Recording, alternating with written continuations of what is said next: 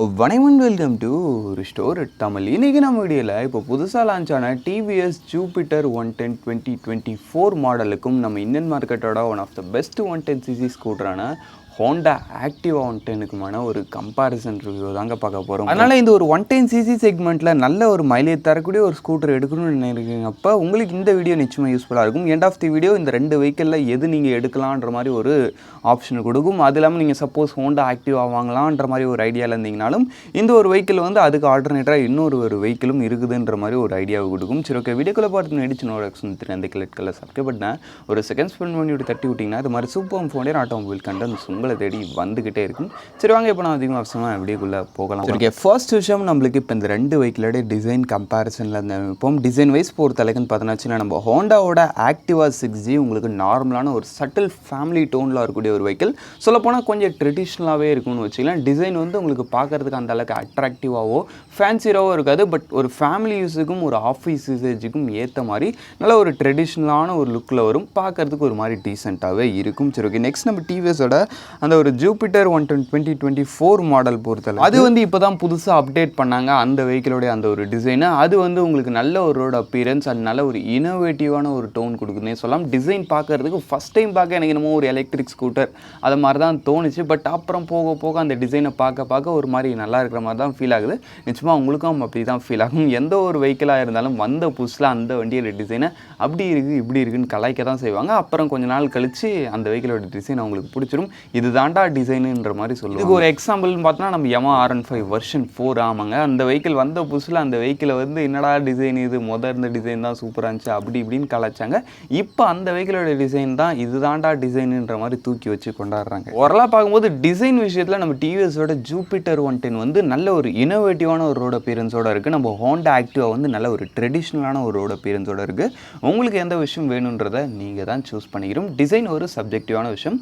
உங்களுக்கு எது பிடிச்சிருக்குன்றதையும் comment section leave பண்ணுவீங்க. சரி, ஓகே, நெக்ஸ்ட் நம்மளுக்கு வண்டியோட சீட்டிங் அண்ட் ரைடிங் எக்கனாமிக்ஸ் மாதிரி விஷயங்கள் பொறுத்தளவுக்கு அந்த ஒரு விஷயத்தில் ரெண்டு பேரும் நல்ல ஒரு கம்ஃபர்டபுளான ரேஞ்சிலே வராங்க. ஆமாங்க, அதுலேயும் குறிப்பாக நம்ம டிவிஎஸோட ஜூபிட்டர் என்னதான் பார்க்குறதுக்கு ஒரு இனோவேட்டிவான ஒரு ஸ்கூட்டர் மாதிரி தெரிஞ்சாலும் அதோடைய ரைடிங் எக்கனாமிக்ஸ் அண்ட் சீட்டிங் மாதிரி விஷயங்கள் எல்லாம் ஓரளவுக்கு நல்ல கம்ஃபர்டபுளாகவே கொடுத்துருக்காங்கன்றப்ப அந்த ஒரு விஷயத்துலையும் ரிலி சூப்பர் தான். சீட்டிங் பொறுத்தளவுக்கு ஒரு ரெண்டு பேர் நல்லா தாராளமாக நல்ல கம்ஃபர்டபுளாக உட்காந்து போகிற மாதிரி கொடுத்துருக்காங்க. ரெண்டுத்தோட சீட்டிங் குஷனிங் குவாலிட்டியுமே என்ன கேட்டிங்கன்னா ஓரளவுக்கு நல்லாவே இருக்குது. ஹோண்டா ஆக்டிவா லைட்டாக ஸ்டிஃபாக இருக்கும். பட் இருந்தாலும் ஓரளவு பார்க்கும்போது பெரிய டிஃப்ரென்ஸ் இருக்காது.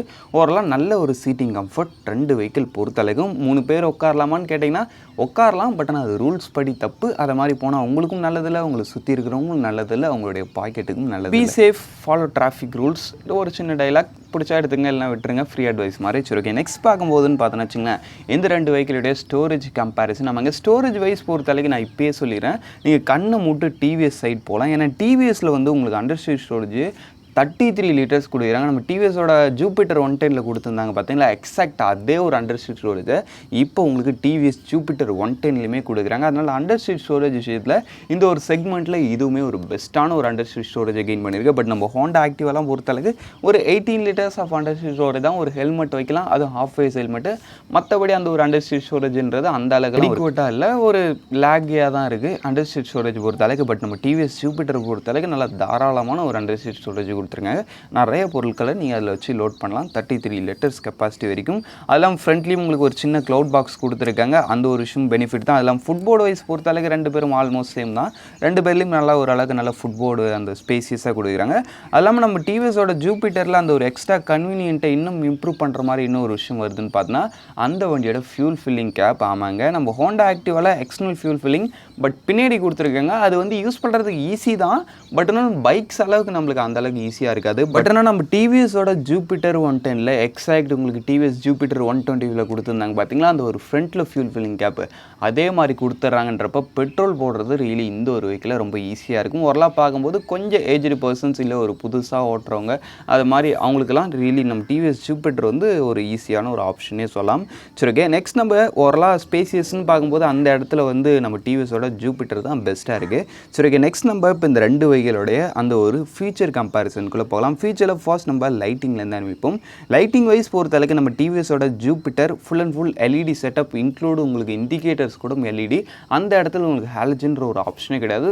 லைட்டிங் ரியலி ஸோ குட், நல்லா பண்ணியிருக்காங்க, எந்த வித குறையும் இல்லை. சரி, நெக்ஸ்ட் நம்ம ஹோண்டா ஆக்டிவா பொறுத்தளவுக்கு அதில் வந்து ஃப்ரண்ட்டில் உங்களுக்கு மெயின் ஹெட்லைட் மட்டும் எல்இடி வரும், மற்றபடி உங்களுக்கு எல்லாம் ஹாலஜன் தான். அப்படின்றப்ப லைட்டிங் விஷயத்தில் ரியலி நம்ம டிவிஎஸ் ஜூபிட்டர் தான் பெஸ்ட்டு. அதுலேயும் குறிப்பாக லைட்டிங்கில் இன்னொரு விஷயம் இன்னும் சூப்பராக இருக்குன்னு பார்த்தோன்னா அந்த ஃப்ரண்ட்டில் கொடுத்துருக்க அந்த ஒரு பெரிய எல்இடி டிஆர்எல், அது பார்க்குறதுக்கும் நல்லா இருக்குது. அதுலேயும் குறிப்பாக அதோடைய இண்டிகேட்டர்ஸ் அப்படியே மர்ஜ் பண்ணி கொடுத்தாங்க பாருங்க, அது இன்னும் ஹைலைட்டு. ஓவரால் டிசைன் சூப்பராக பண்ணியிருக்காங்க லைட்டிங் விஷயத்தில். சரி, ஓகே, நெக்ஸ்ட் நம்ம இந்த ரெண்டு வெஹிக்கிளோட இன்ஸ்ட்ருமெண்ட் கிளஸ்டர் பற்றி பார்ப்போம். இன்ஸ்ட்ருமெண்ட் கிளஸ்டர் வைஸ் பொறுத்தளவுக்கு நம்ம ஹோண்டா ஆக்டிவாவில் நீங்கள் பேசிக் மாடல் போகிறீங்கப்போ ஃபுல் அண்ட் ஃபுல் ஒரு அனலாக் யூனிட் உள்ள ஒரு இன்ஸ்ட்ருமெண்ட் கிளஸ்டர் வரும். அதில் ஃபீச்சர்ஸ்னு சொல்லும்படிலாம் அந்த அளவுக்கு எதுவும் இருக்காது.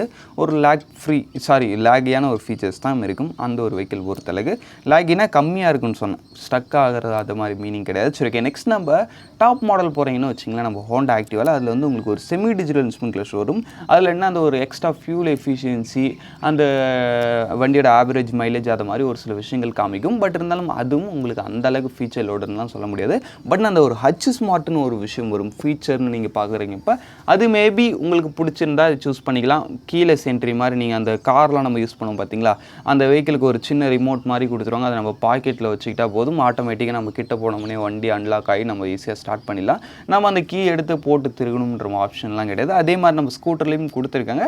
அந்த ஒரு விஷயம் ஒரு மாதிரி நல்ல விஷயமாக தான் இருக்குது. உங்களுக்கு மேபி பிடிச்சா ட்ரை பண்ணலாம். பட் இருந்தாலும் மற்றபடி கனெக்டிவிட்டி அது மாதிரி ஃபீச்சர்ஸ்லாம் இந்த வெஹிக்கிளில் கிடையாது. சரி, ஓகே, நெக்ஸ்ட் நம்ம டிவிஎஸோட ஜூபிட்டர் பொறுத்தளவுக்கு இதில் நீங்கள் பேசிக் மாடல் போகிறீங்கப்போ இதுலேயும் உங்களுக்கு ஒரு அனலாக் யூனிட்டில் ஒரு இன்ஸ்ட்ருமெண்ட் கிளஸ்டர் ஆப்ஷன் இருக்குது. பட் நீங்கள் டாப் மாடல் போகிறீங்கப்போ ஸ்மார்ட் கனெக்ட் இருக்கிற ஒரு ஃபுல்லி டிஜிட்டல் இன்ஸ்ட்ருமெண்ட் கிளஸ்டர். இதில் வந்து உங்களுக்கு bluetooth connectivity, GPS navigation, voice அசிஸ்டன்ற மாதிரி ஹெவி லோடரான ஃபீச்சர்ஸ் கொடுத்து பார்க்கும்போது ஃபீச்சர்ஸ் இதுலேயும் உங்களுக்கு ரியலி ஒரு பெட்டரான ஒரு ஆப்ஷனாக இருக்கிற ஒரு வெஹிக்கிள் எதுன்னு பார்த்தோன்னா நிச்சயம் நம்ம டிவிஎஸோட ஜூபிட்டர் 110 தான் இருக்கும். ஏன்னா உங்களுக்கு லைட்டிங்லேயும் பெஸ்ட்டு, இன்ஸ்ட்ருமெண்ட் கிளஸ்டர்லேயும் பெஸ்ட்டு, அது இல்லாமல் கனெக்டிவிட்டி அது மாதிரி ஒரு சில ஃபீச்சர்ஸ் கொடுக்குறாங்கப்போ அந்த ஒரு விஷயத்துலையும் பெஸ்ட்டு. பட் நம்ம ஹோண்டா ஆக்டிவாவில் ஒரு ஹைலைட்டரான ஃபீச்சர்னு பார்த்தா அந்த ஒரு ஹச் ஸ்மார்ட்டு, மேபி அது பிடிச்சிருந்தா கூட போகலாம். பட் ப்ராக்டிக்கலாக முடிவு எடுக்கிறவங்களுக்கு என்ன கேட்டால் Honda Activa is more then enough தான். ஏன்னா ப்ராக்டிகாலிட்டின்னு பார்க்கும்போது அவங்களுக்கு வந்து மோஸ்ட்லி அந்த கனெக்டிவிட்டி ஃபீச்சர்ஸ், ஜிபிஎஸ் நேவிகேஷன்லாம் யூஸ் பண்ணுவாங்களான்னு பார்த்தா கம்மி தான். அப்படின்றப்போ நார்மலான ஃபீச்சர்ஸே இருந்தால் போதுன்னு பார்த்தா நீங்கள் ரெண்டு வெஹிக்கிளோட பேசிக் மாடல் போகலாம். நெக்ஸ்ட் நம்ம இப்போ இந்த ரெண்டு வெஹிக்கிளோட இன்ஜின் கம்பேரிசனுக்குள்ளே போகலாம். இன்ஜின் வைஸ் பொறுத்தளவுக்கு ரெண்டுலேயும் நம்மளுக்கு யூஸ் பண்ணிக்கிறது சேம் ஒரு 110cc இன்ஜின் தான். பட் நம்ம டிவிஎஸ் ஜூபிட்டரோட பவர் ஃபிகர் வைஸ் பொறுத்தளவுக்கு 7.91 bhp